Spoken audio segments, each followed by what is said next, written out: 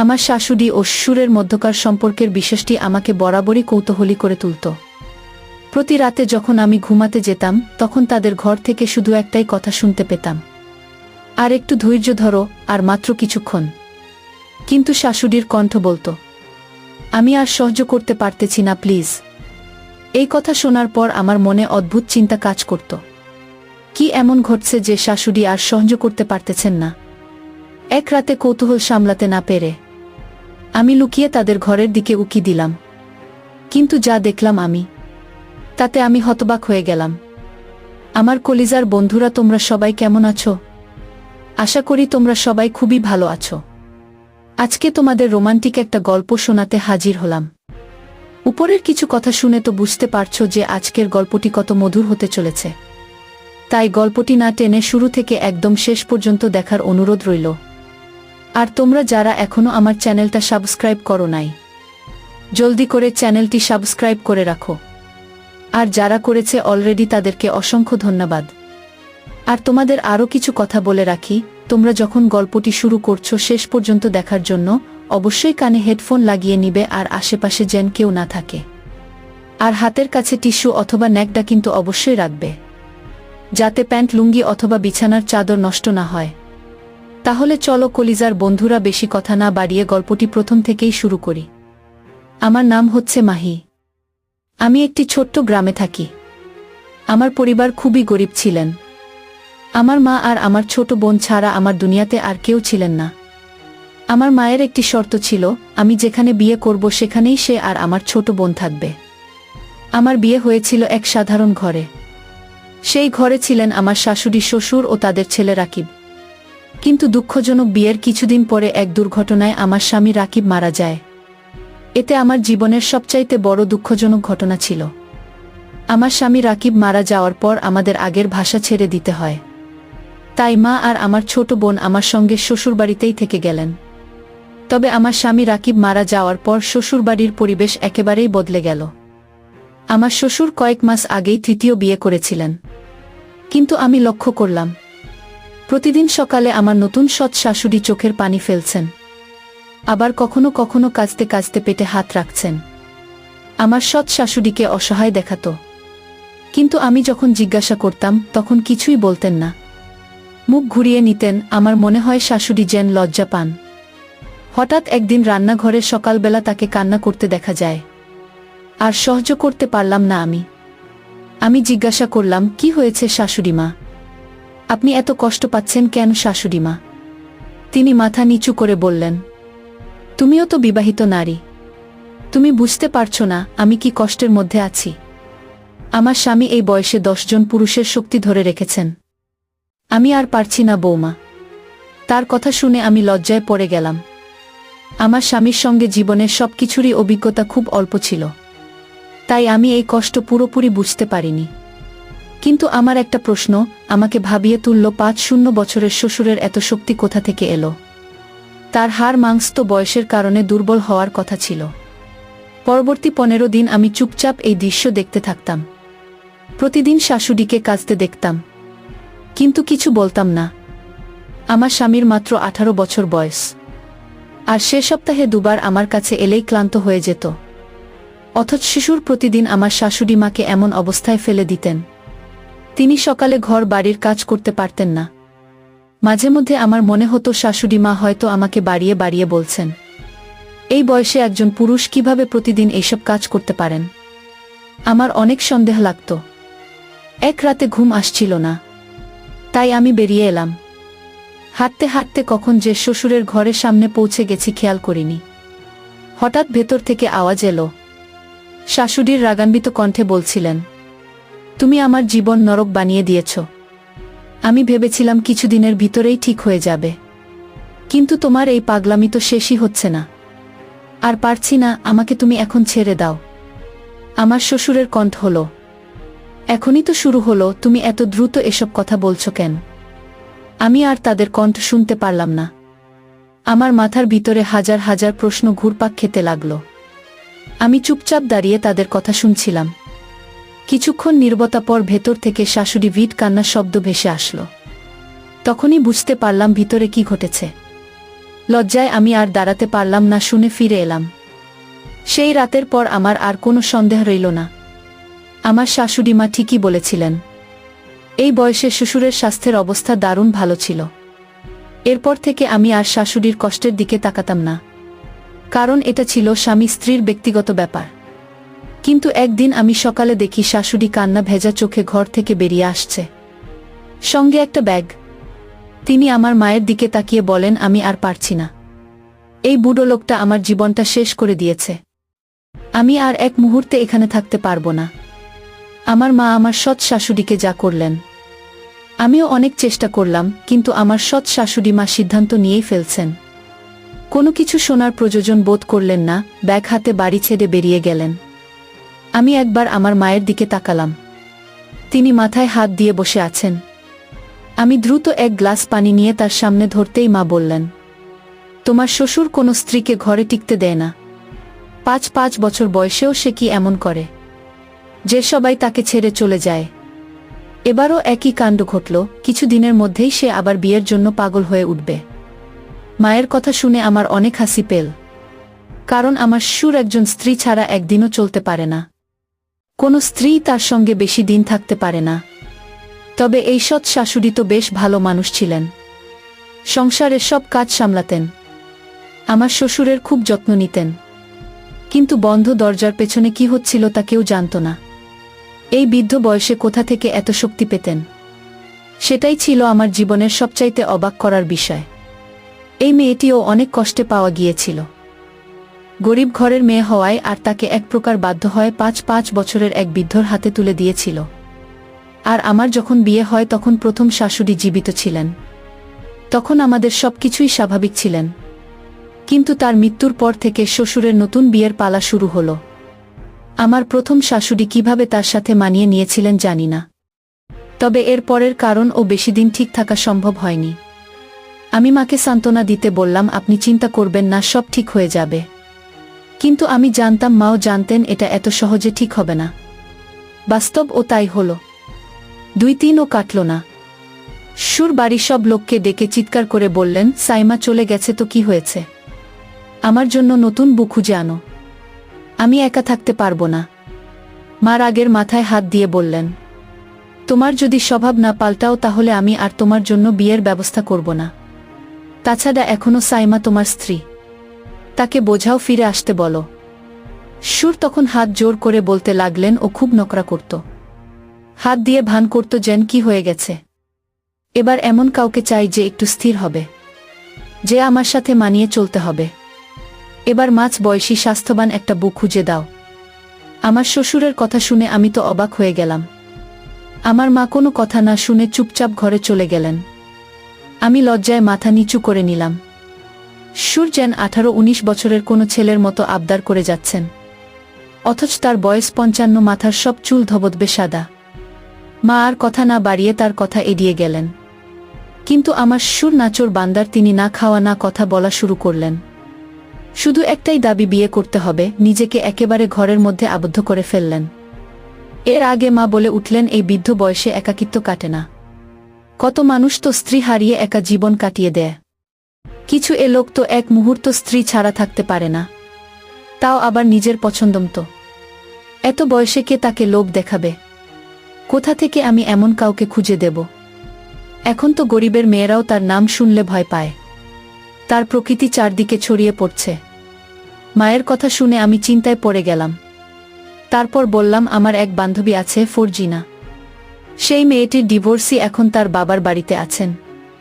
যদি চান তার জন্য প্রস্তাব দিতে পারি। বয়স মাঝারি, স্বাস্থ্য ও বেশ ভালো। মা আমার দিকে তাকিয়ে বললেন, তুমি যদি ঠিক মনে করো দেখতে পারো। তবে আমি নিশ্চিত তোমার শ্বশুর তাকেও বেশি দিন রাখতে পারবে না।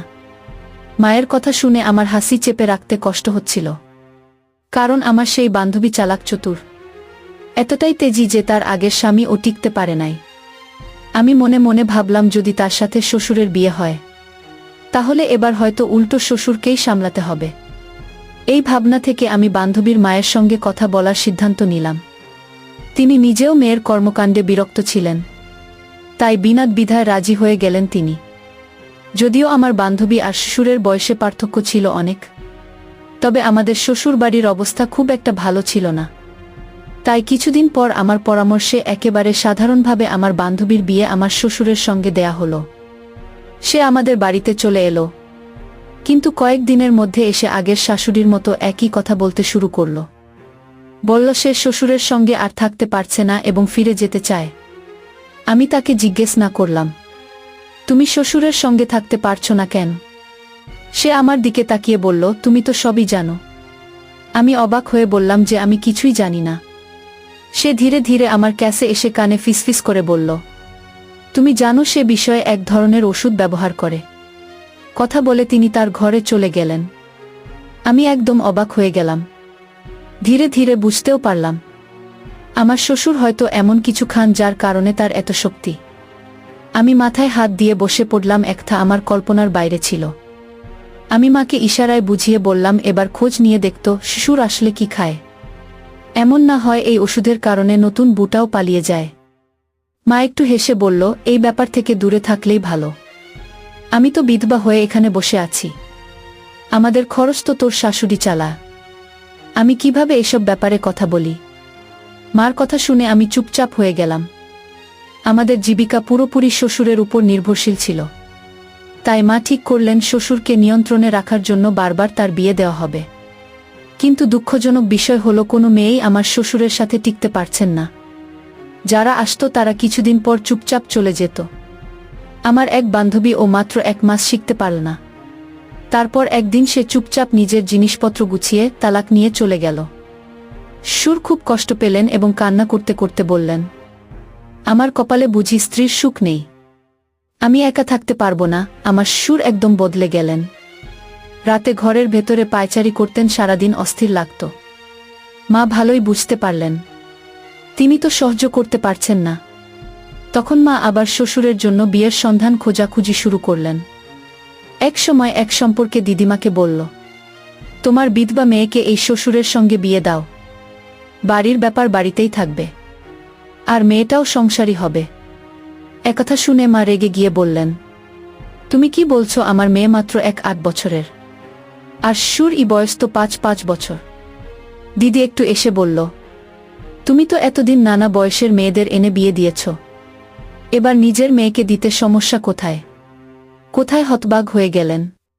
দিদি চলে যাওয়ার পর তিনি ভাবনায় পড়ে গেলেন। যখন আমি কথা জানতে পারলাম তখন প্রচণ্ড রেগে গেলাম।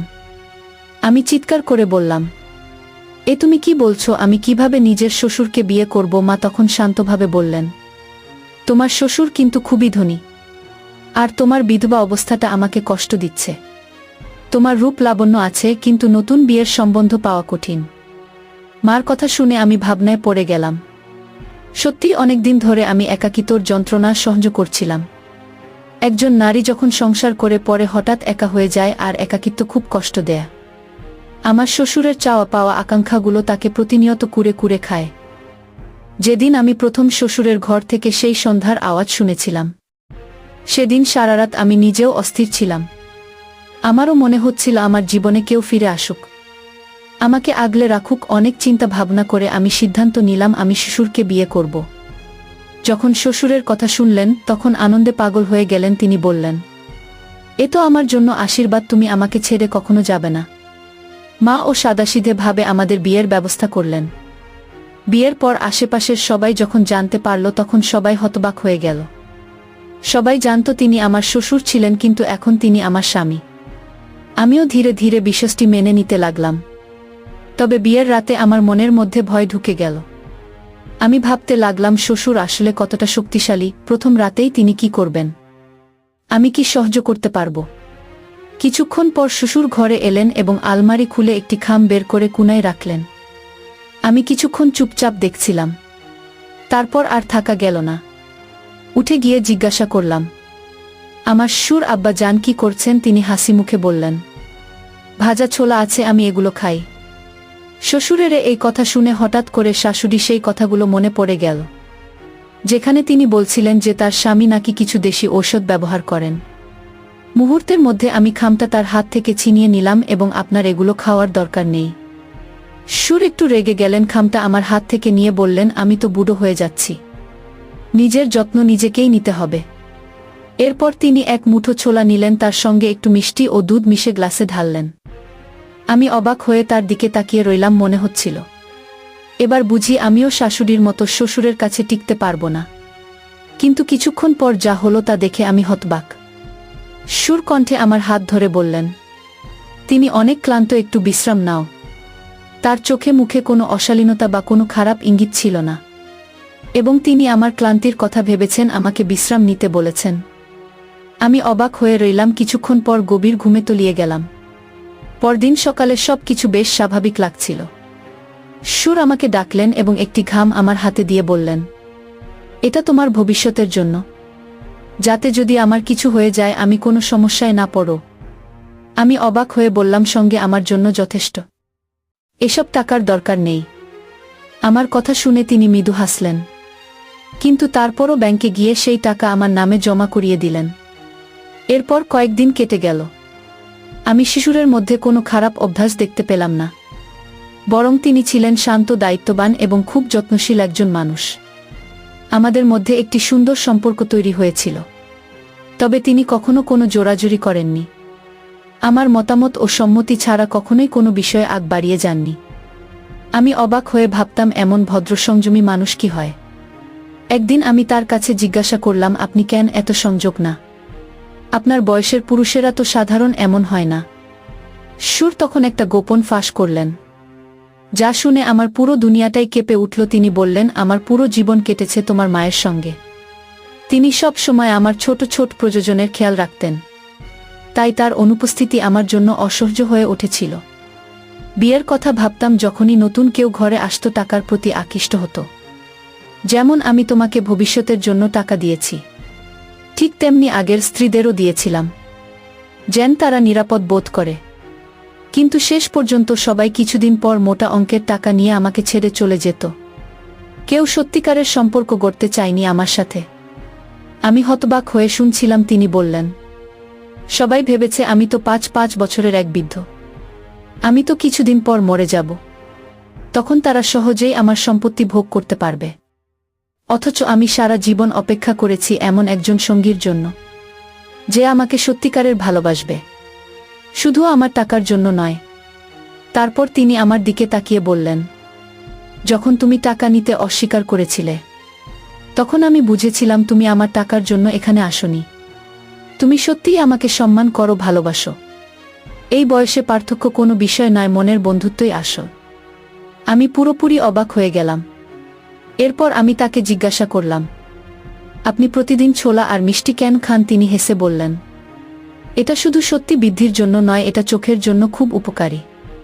বয়সের কারণে আমার দৃষ্টিশক্তি একটু কমে যাচ্ছে, আমি চাই না সেটা পুরোপুরি হারিয়ে ফেলি। তার কথা শুনে আমার মনে এরকম প্রশান্তি এলো। সত্যি বলতে তিনি ছিলেন এক অসাধারণ মানুষ, কিন্তু এইবার অন্যরা তার এই ভালোবাসার মূল্য দেয়নি। এখন আমি বুঝতে পারছিলাম, আগের স্ত্রীরা শুধু তার টাকা লুট করে পালিয়ে গিয়েছে, আর আমার মা, তিনিও এই বাড়িতে রয়ে গিয়েছেন টাকার জন্য। যদি শাশুড়ির কাছে টাকা না থাকতো কি মা এই বাড়িতে থাকতেন? আমি স্পষ্ট বুঝতে পারলাম, এই দুনিয়ায় টাকা ছাড়া কিছুই মূল্যবান নয়। মানুষ টাকার পেছনে দৌড়ায়, কিন্তু সম্পর্কের কোনো মূল্য দেয় না। কিন্তু আমি এই মানুষটার ভালোবাসার মূল্য বুঝতে পারছিলাম। আজ আমি আমার ৫ বছর বয়সী স্বামীর সঙ্গে সুখী জীবন যাপন করছি। ভালোবাসার জন্য বয়স বাধা নয়, যদি হৃদয় সত্যিকারের হয়। হ্যালো আমার কলিজার দুষ্টু বন্ধুরা, আমার গল্প এতক্ষণ মনোযোগ সহকারে শোনার জন্য তোমাদের আমার অন্তর থেকে গভীর ভালোবাসা রইল।